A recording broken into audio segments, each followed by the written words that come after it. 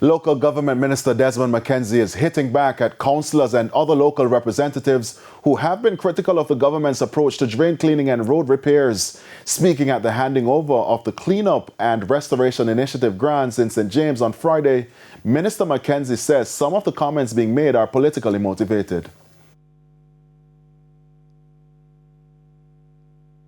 Roughly every month, the local authorities, whether they are a PNP or a GLP controlled local authorities, get an amount.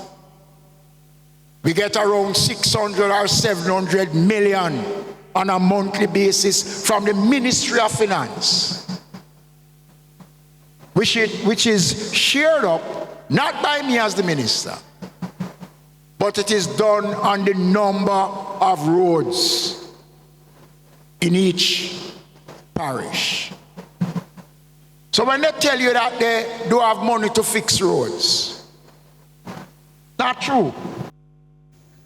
He also stressed that the local authorities also generate their own revenue to improve service delivery throughout the municipalities island-wide.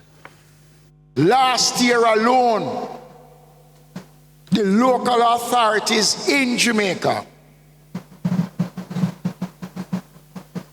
approve over 64.5 billion Jamaican dollars